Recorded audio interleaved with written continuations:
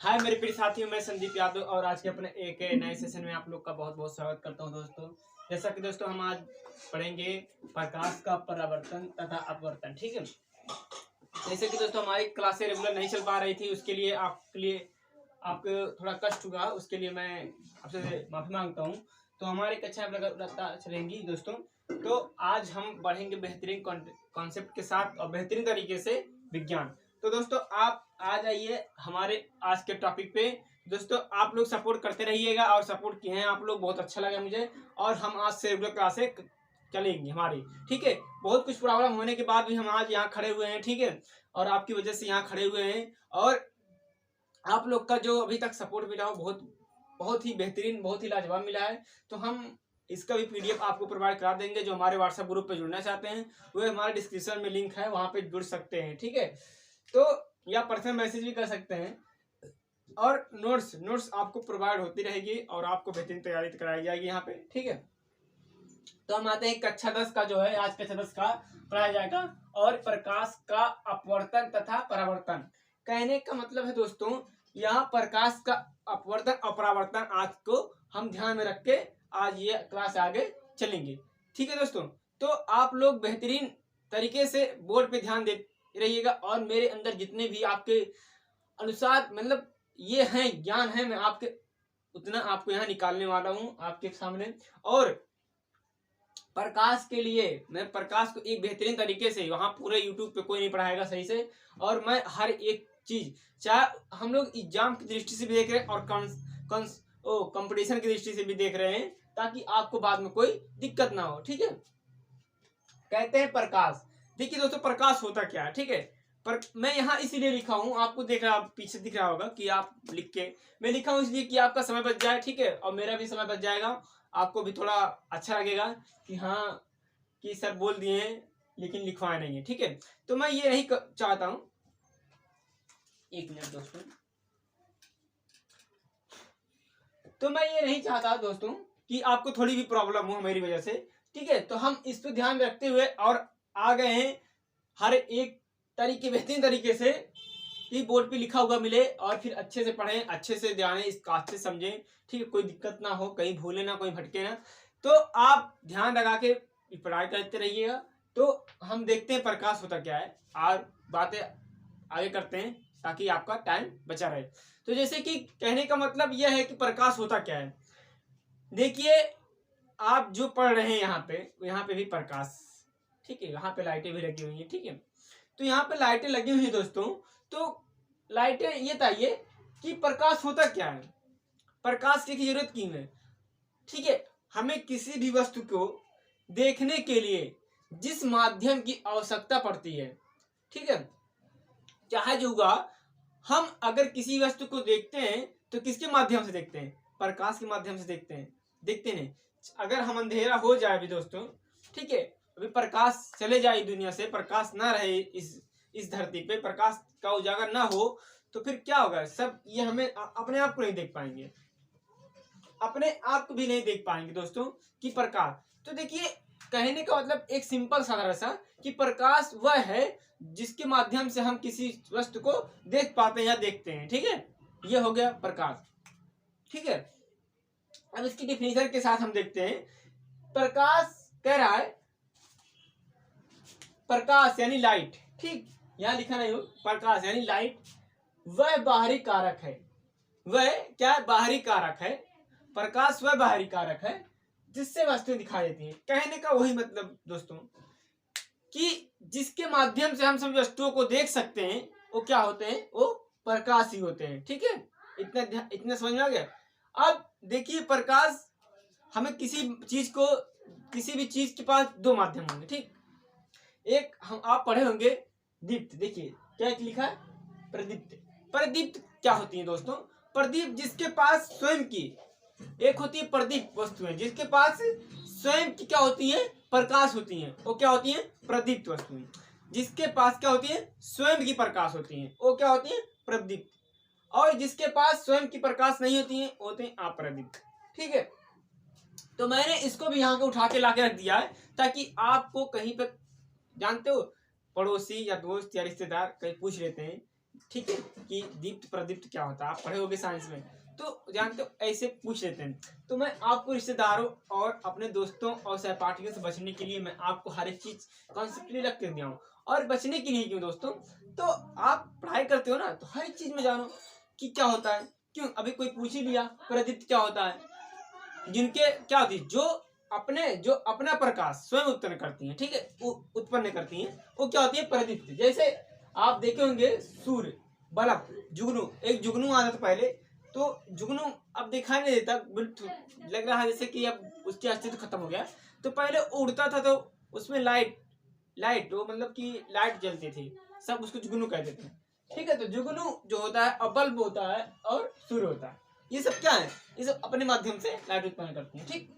और जो स्वतः उत्पन्न नहीं कर सकता, जो स्वतः प्रकाश उत्पन्न नहीं कर सकता, उसे कहते हैं अप्रदीप्त। जैसे क्या होगा, इसका एग्जांपल ले लिखो, जैसे आप कोई कुछ भी ले लीजिए, किताब ले लीजिए, कुर्सी ले लीजिए, मेज ले लीजिए, और चंद्रमा ले लीजिए। चंद्रमा का भी अपना प्रकाश नहीं है, ठीक है। तो वह जो दूसरे के माध्यम पर, जो दूसरों पर निर्भर तो सभी है, लेकिन फिलहाल जो एकदम दूसरों पर निर्भर है, तो ठीक है, वो क्या होता है, वो अप्रदीप्त में आता है, ठीक है।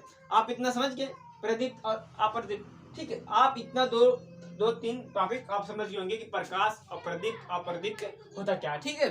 तो अब देखते हैं हम प्रकाश के गुण, ठीक है दोस्तों। प्रकाश के गुण में देखते हैं, प्रकाश का गुण नंबर 1 क्या कहता है दोस्तों, कहता है प्रकाश विद्युत चुंबकीय तरंगों के रूप में चलता है। क्या कह रहा है, प्रकाश विद्युत चुंबकीय तरंगों के रूप में चलता है। इसका कहने का मतलब क्या है कि जैसे एक धारा नहीं चलती, विद्युत ऐसे ऐसे ऐसे ऐसे, ठीक, ऐसे विद्युत तो ऐसा उसका सिंबल होता है ना विद्युत का, ऐसे ऐसे ऐसे, ठीक। तो कहने का मतलब है प्रकाश भी ऐसे ही चलता है, लेकिन हमें पता थोड़ी चलता है कि ऐसे ऐसे चल रहा, ऐसे ऐसे, ठीक। तो ऐसे नहीं पता चलता है, लेकिन एक यहाँ हम देख सकते हैं कि कैसे चलता है। आप देखते हैं ये प्रकाश ऐसे चलता है, लेकिन क्या कहता है, अभी यहाँ एक टॉपिक आएगा कि प्रकाश सरल रेखा में चलता है, मतलब ऐसे चलता है। लेकिन आप इसी में कहने का मतलब कि विद्युत तरंगों, विद्युत ऐसे चलती है, लेकिन ये कहा है विद्युत का स्वरूप ही ये क्या कहती है, एक सरल रेखा में चलती है। तो आप यहाँ समझ रहे हैं कि प्रकाश विद्युत तरंगों के रूप में चलता है, विद्युत तरंगों के रूप में चलता है। आप जब देखे होंगे कहीं जंगले में, कहीं ओ में, कहीं आप देखते हैं प्रकाश एकदम सीधी आती है, एकदम क्या होता है, जैसे कहीं से छेद हो, ठीक, दीवार में छिद्र हो, तो वहां पे आप जब सूर्य का प्रकाश आता देखते हैं तो एकदम सटीक जैसे निशान लगता है, एकदम वहीं से आता है। आप देखेंगे धूल कण उसमें दिखाई देगा कि नहीं देता है। तो दोस्तों वही होता है, ठीक है। आप देख लेंगे तो आप यहाँ देखिए कि प्रकाश विद्युत तरंगों के रूप में चलता है। और देखते हैं क्या कहता है, निर्वात में प्रकाश की चाल 3 × 10⁸ मीटर सेकेंड होती है। बहुत अच्छी बात बताइए दोस्तों, यहाँ पे मैंने इसको भी रखा है, क्यों रखा है, क्योंकि 1 नंबर का कहीं भी पूछ सकता है, ये 1 नंबर में कहीं भी पूछ सकता है, चाहे जिस एग्जाम में, चाहे यूपी बोर्ड हुआ, चाहे हर किसी कोई बोर्ड हुआ, ऑल बोर्ड में, ऑल कॉम्पिटिटिव एग्जाम में ये क्वेश्चन पूछ सकता है, ठीक। इसीलिए मैं यहाँ पे लाके उठा के रखा हूँ इसको, ताकि आपको कोई किसी भी एग्जाम में कोई दिक्कत ना हो फिजिक्स से, ठीक है, और नहीं होने दूंगा जब तक मैं हूँ, ठीक। तो निर्वात में प्रकाश की चाल 3 × 10⁸ मीटर सेकेंड होती है, आप इतना ध्यान दीजिए। और प्रकाश सरल रेखा में गमन करता है। मैं आपको बताया भी ना कि आपको अगर कोई बैटरी हो, ठीक, बैटरी तो फैल जाती है, मतलब कि उसकी वजह वो उजाला हो जाता है, लेकिन आप देखे होंगे कि जब वहां से जब प्रकाश किसी दीवार के छिद्र से निकलता है तो एकदम सीधे जाता है, क्यों, वो फैलता नहीं, क्योंकि यहाँ पे एक बताया गया है कि वो सरल रेखा में चलता है, ठीक। तो सरल रेखा में चलता है, तो कहने का मतलब तो सरल रेखा ही हुआ, ये जब वहां सीधे जा रहा है तो वो सरल रेखा में ही हुआ, ठीक। तो आप समझ गए होंगे कि सरल रेखा में चलता है। अब देखते हैं क्या कहता है, चौथा पॉइंट, दृश्य प्रकाश की तरंग है। दृश्य प्रकाश यानी कि देखने, जिसको हम देखने की योग मतलब रखते हैं अपने पास, वो क्या होता है, उसकी तरंग दैर्घ्य होता है 3900 एंगस्ट्रॉन से। 3900 एंगस्ट्रॉन से 7800 एंगस्ट्रॉन होती है। यानी कहने का तात्पर्य है दोस्तों कि यह क्वेश्चन बहुत इंपॉर्टेंट है। और ये मैं इसमें ये रखा हूं कि देखिए मेरा प्रकाश के गुण का रखने का तात्पर्य आप समझ रहे हैं दोस्तों। इसमें रखने का तात्पर्य ये दोस्तों कि आज के डेट में, ठीक, आप देखिए ईपी बोर्ड या सीबीएसई कोई बोर्ड हुआ, ठीक, तो ज्यादा से ज्यादा ऑब्जेक्टिव क्वेश्चन रख रहा है। ठीक, ऑब्जेक्टिव क्वेश्चन रख रहा है तो ऑब्जेक्टिव क्वेश्चन बनेंगे कहाँ से? किसी गुण से बनेंगे कि तो उसके प्रभाव से बनेंगे, मतलब कहीं से उठाएगा। तो किसी भी कोचिंग क्लास में ये नहीं बताते, कहते हैं बच्चे को आता होगा। अरे बच्चे को आता तो बहुत कुछ है लेकिन तब भी पढ़ता है। लेकिन ये अगर इतना आप पढ़ें तो 1-2 नंबर तो पक्का फंसेगा। 1-2 नंबर तो दोस्तों पक्का फंसने वाला ही है, उसको कोई झिझक नहीं है। ठीक है, तो अब देखते हैं दोस्तों अगला टॉपिक हमारा क्या आता है, प्रकाश का परावर्तन। बहुत इंपॉर्टेंट टॉपिक दोस्तों जो 100% एग्जामों में छपा रहता है और हमेशा आता रहता है। ठीक है, तो प्रकाश का परावर्तन होता क्या दोस्तों, हम देखते हैं। आप देखते होंगे कि प्रकाश का परावर्तन, देखिए परावर्तन और अपवर्तन, ठीक है, इसमें कंफ्यूजन वाली कोई बात ही नहीं है। परावर्तन मतलब आप जान ही रहे हैं कि जैसे कहने का तात्पर्य है, अभी देखिए बहुत अच्छी ही बहुत बेहतरीन तरीके से एक ही वर्ड में आप समझ जाओगे, एक ही भाषा में समझ जाओगे कि क्या कह रहा। जब प्रकाश जब प्रकाश किरण किसी माध्यम में चलती हुई चमकदार तल पर आपतित होती है तो वह तल से टकराकर उसी माध्यम में वापस लौट जाती है, तो यह प्रक्रिया प्रकाश परावर्तन कहलाती है। कहने का दोस्तों यहाँ बहुत अच्छा मतलब है कि कोई अगर आप किसी बैटरी को, आप किसी भी चीज को अगर किसी तल से आप मान लो, ऐसा कोई है, मान लीजिए आप देखते हैं, अच्छा बताओ बल्ब जब जलता है तो फिर क्यों पूरे फैल जाता है, क्यों विकर्ण हो जाता है उसकी ऊर्जा। ठीक है, प्रकाश एक प्रकार की ऊर्जा है, तो उसकी ऊर्जा क्यों फैल जाती पूरे कमरे में, क्योंकि आप यहाँ समझ लीजिए कि उसकी जो सतह है, आप चिकना सतह देखते हैं तो पूरा टकरा के पूरे कमरे में टकरा के वो फैली रहती है। प्रकाश पूरे कमरे में टकरा के उसकी जो किरणें हैं आपस में तो उसी में मिली रहती हैं। आखिर जब बंद कमरा रहेगा और अच्छे से उसकी पेंट हुआ रहेगा, ठीक, तो अपने आप वो पूरा उजाला कर देगा, क्योंकि उसकी सतह चिकनी होती है पेंट होने के बाद, तो फिर वो कहाँ जाएगा टकरा के, तो प्रकाश ही तो करेगा पूरा। तो कहने का मतलब ये है तो कि प्रकाश का परिवर्तन हुआ, जो कहने का वो किसी सतह से, यानी किसी चिकने सतह से अगर आप बैटरी फोकस मारते हो तो वो रिफ्लेक्ट करती है, रिफ्लेक्ट मतलब वापस भेज देती है कुछ चीजों, तो वहां पे क्या हो गया, वहां पे प्रकाश का परावर्तन हो गया। आप इतना समझे। इसके 2 नियम है और एक मैं बताता हूँ कि इससे आप अगर ना समझ पाए तो अब मैं बताता हूँ। ठीक है, देखिए मान लीजिए हम लोग ये M1 और मिरर ले लिए, ठीक, एक मिरर लेते हैं, ठीक, एक मिरर लेते हैं और ये क्या है, ये मिरर जो है ये अपवर्तक तल है। ठीक है दोस्तों, ये अपवर्तक तल है, आप देखें ये अपवर्तक तल है और ये जो किरण है जो आ रही है, आने वाली किरण को आपतित किरण और जाने वाली किरण को परावर्तित किरण, इतना ध्यान दिए। आने ये आ रही है, देखिए ये आ रही है तो क्या होगा आपतित किरण, और ये जा रही है तो परावर्तित किरण। ठीक है, और जब अब इस पे एक डाला गया अभिलंब, ठीक, और इस पे एक डाला गया अभिलंब है, तो इसको देखिए इसके बीच कुछ कोण भी तो बनेगा। ठीक है, इसके बीच कोण तो बनेगा, कोण भी बनेगा। ठीक है, तो इसको कहते हैं आपतन कोण, इसको कहते हैं आपतन कोण, ये भूल गया था लिखना। ठीक, आपतन कोण आई, ठीक, आपतन कोण आई क्यों लिखे, क्योंकि आपतन कोण का अंग्रेजी होता इंसिडेंट रे, यानी हाँ इंसिडेंट रे, यानी आपतन कोण, ये इसके कोण बनेगा एक, ठीक, क्या बनेगा कोण, तो ये क्या होगा इंसिडेंट रे, ये कोण, ठीक है। तो आप इतना जानिए, और इसके अब जब परावर्तित होगी तो क्या बनेगी, तो ये क्या करेगा आपतन कोण होगा, ये क्या होगा परावर्तन कोण।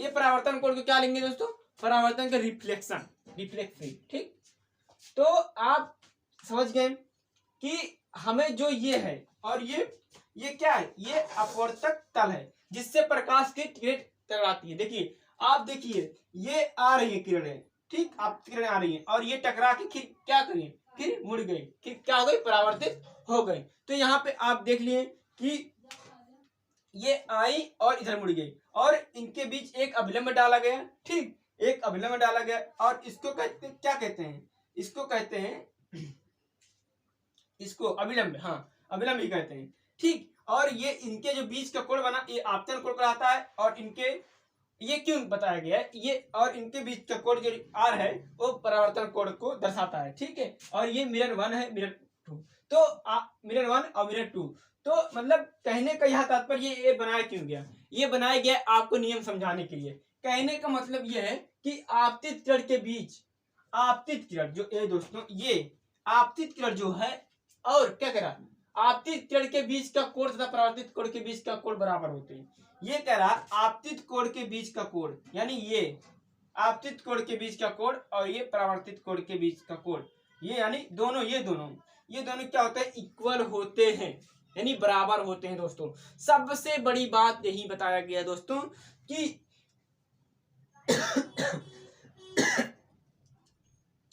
आपतन कोण और परावर्तन कोण क्या होते हैं, दोनों बराबर होते हैं। ठीक है, यानी देखिए क्या करा, आपतन कोण यानी आपतित किरण के बीच का कोण, यानी वही तो हुआ, ये जो कोण हुआ वही तो हुआ। आपतन कोण और परावर्तन कोण क्या होते हैं, दोनों इक्वल होते हैं, यानी बराबर होते हैं। यही, यह भी पहला नियम यही है, यानी ये कोण और ये कोण दोनों क्या होंगे, आई और आर दोनों इक्वल होंगे मेरे दोस्तों, मेरे भाइयों, मेरे बहनों, मेरे जिगर के टुकड़ों। यही सबसे बड़ी बात है और यही प्रथम नियम यही है कि दोनों आपतन कोण और परावर्तन कोण बराबर होते हैं। ठीक, ये हो गया प्रथम नियम। सॉरी, प्रथम नियम क्या कह रहा है, अब ये प्रथम नियम यही कहा। ठीक, अब कह रहा है देखिए आपतन कोण इक्वल किया, आपतन कोण आई और परावर्तन कोण आर। ठीक, आपतन कोण आई और परावर्तन कोण आर क्या होते हैं, बराबर होते हैं। आपको इतना समझ में आ गया। ठीक, अब देखते हैं द्वितीय नियम क्या कह रहा है, आपतित किरण यानी आपतित किरण, ये आपतित किरण जो मेरे दोस्तों, आपतित किरण, परावर्तित किरण, ये परावर्तित किरण, ये परावर्तित किरण तथा अभिलंब, तथा अभिलंब, तथा डाला गया अभिलंब, क्या कहते हैं, अभिलंब, तीनों एक ही तल में बनते हैं, तीनों एक ही तल में बनते हैं। आप ये करा आपतित किरण, परावर्तित किरण आप और अभिलंब, डाला गया अभिलंब क्या होगा, तीनों एक ही तल में बनते हैं और बनते हुए दिखाया भी गया है। देखिए दोस्तों, ठीक, आपको इतना समझ में आ गया। मुझे एक नहीं 101% उम्मीद है कि आपको कहीं से कोई दिक्कत इसमें नहीं आ रही होगी। ठीक, आपको इतना समझ आ गया दोस्तों। तो अब हम देखते हैं द्वितीय नियम का, द्वितीय नियम देख लिए तो एक बार और पढ़ते हैं क्या कहता है, आपतित किरण, परावर्तित किरण, यानी आपतित किरण और परावर्तित किरण, यानी ये किरण और ये रिफ्लेक्टिव किरण, यानी आपतित जो आती है किरण और जो जाती है किरण, तथा अभिलंब जो उस पर डाला गया अभिलंब है, तीनों एक ही तल में बनते हैं। क्या हो, तीनों ये यानी 1 2 3, यानी तीनों एक ही तल में बनते हैं। ठीक, आपको एकदम बिल्कुल समझ में आ गया होगा।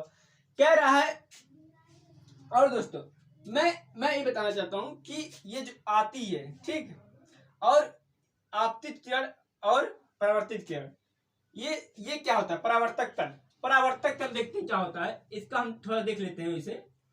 ठीक, परावर्तक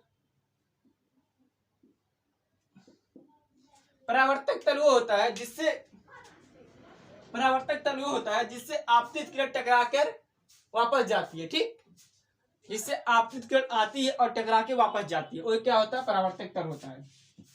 जिससे आपतित किरण,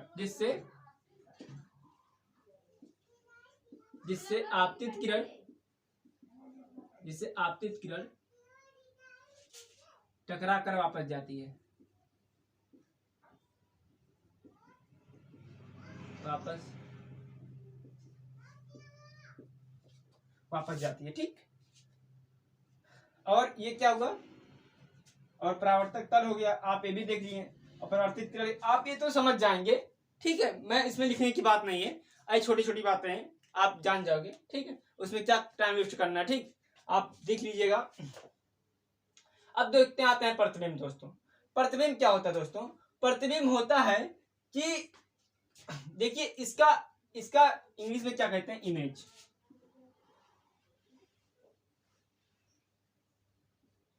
इसका इंग्लिश होता है इमेज, ठीक। इमेज क्या होता है दोस्तों? इमेज यानी आप जानते होंगे प्रतिबिंब या फोटो, ठीक। फोटो आप देखे होंगे, ठीक। तो इसका हम देखते हैं डिफिनीशन क्या कहता है। प्रतिबिंब का मतलब वही हुआ दोस्तों, जो पिक्चर हम लोग खींचते हैं, जो किसी का परछाई जिसको कहते हैं, वही होता है प्रतिबिंब, ठीक। प्रतिबिंब जैसे किसी वस्तु का, जैसे हम किसी, अभी आप धूप पे खड़े होते हैं तो हमारा प्रतिबिंब पृथ्वी पर पड़ता है कि नहीं, वही क्या होता है, वही प्रतिबिंब होता है दोस्तों, ठीक है। तो हम प्रतिबिंब को देखते हैं कि होता क्या है अच्छे से, ठीक है। किसी वस्तु के विभिन्न बिंदुओं को प्रतिबिंबों को मिलाने पर उस वस्तु का प्रतिबिंब बन जाता है। कहने का मतलब यह होगा दोस्तों, जैसे हम किसी वस्तु का, मान लें ये हुआ क्या, ये हुआ एक मान लो ईटा, एक ईट हुआ, ठीक। इधर देखते हैं, ये एक ईट हुआ, ठीक, ये एक ईट हुआ, ये एक ईट हुआ, ये एक ईट हुआ, ये एक ईट हुआ, मतलब ऐसे 5-6 ले लेते हैं, ठीक। ये ईट है, आप इसी ईट को ऐसे रखें तो प्रतिबिंब बहुत दिखाई नहीं देता कैसे बन रहा है।